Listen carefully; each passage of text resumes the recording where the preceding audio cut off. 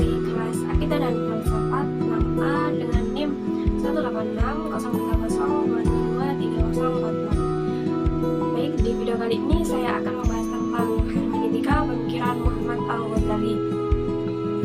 Pertama-tama, kita akan kenali terlebih dahulu terkait biografi Muhammad Al-Ghazali ini.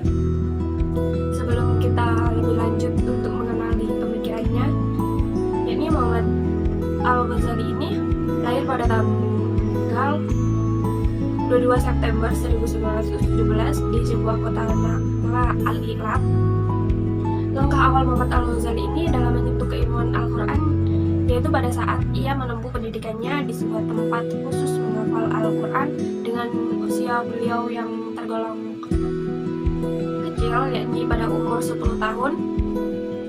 Kemudian setelah ia dapat menyelesaikan pendidikan menengahnya pada tahun 1937, ia mulai melanjutkan petualangan mencari ilmunya di Universitas Al-Azhar Kairo, Mesir. Tidak berhenti di situ, Muhammad Ali dalam dunia kebudayaan sering mendapatkan panggilan sebagai pemateri dalam seminar-seminar keilmuan budaya. Ia dikenal sebagai seorang pengaji yang memiliki pemikiran maju, terbuka, dan semua daya pemikirannya ia ikat dengan konsep khas yang dimilikinya, yakni rasionalisme dan juga hukum sunatullah yang memiliki hubungan dengan hegemoni kekuasaan maupun tatanan hidup bersosial.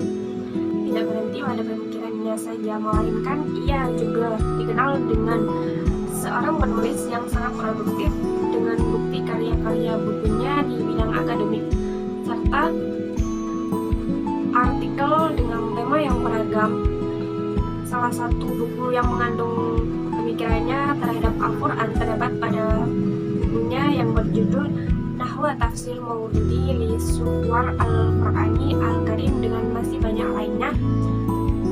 Selanjutnya, apa sih hermeneutika itu? Secara sederhananya, seni dan ilmu penafsiran bukan hanya sekadar memahami teks, tetapi juga memahami konteks, maksud penulis, dan bagaimana teks tersebut relevan dengan kehidupan kita saat ini. Al-Ghazali mengembangkan hermeneutika ini dalam konteks keislaman, fokus pada penafsiran Al-Quran dan hadis, serta pengalaman spiritual. Pandangan Al-Ghazali tentang hermeneutika yakni menekankan beberapa hal penting dalam hermeneutikanya. Yang pertama, peran intuisi dan pengalaman batin. Al-Ghazali percaya bahwa pengalaman yang benar tidak hanya berasal dari akal semata, tetapi juga dari intuisi dan pengalaman batin. Untuk yang kedua, yakni konteks dan maksud penulis. Penting untuk memahami konteks historis, sosial, dan budaya saat teks Al-Quran dan hadis diwahyukan.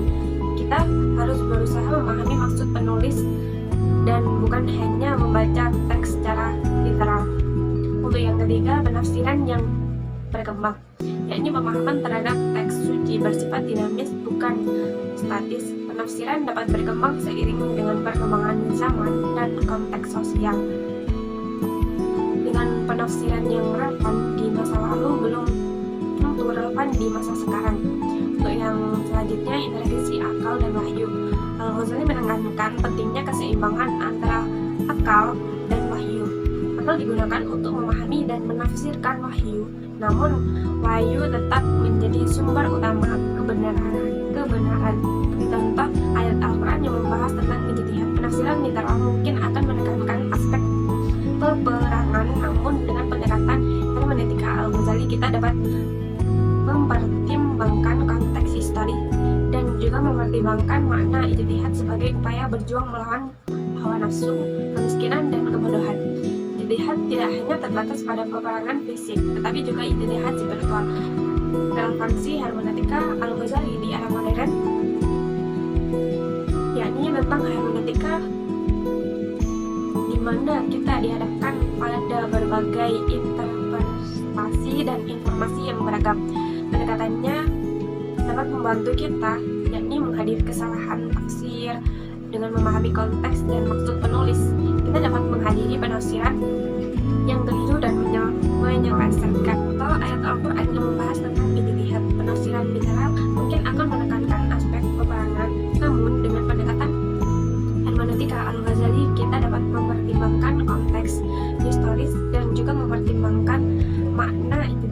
sebagai upaya berjuang melawan hawa nafsu, kemiskinan, dan kebodohan. Ijtihad tidak hanya terbatas pada peperangan fisik, tetapi juga ijtihad spiritual. Dalam kondisi hermeneutika Al-Ghazali di era modern saat ini, tentang hermeneutika, di mana kita dihadapkan pada berbagai interpretasi dan informasi yang beragam. Dengan memahami prinsip-prinsipnya, kita dapat memahami teks suci dengan lebih baik, menghindari kesalahan tafsir, dan membangun dialog yang lebih konstruktif. Sekian penjelasan dari saya, kurang lebihnya mohon maaf. Wassalamualaikum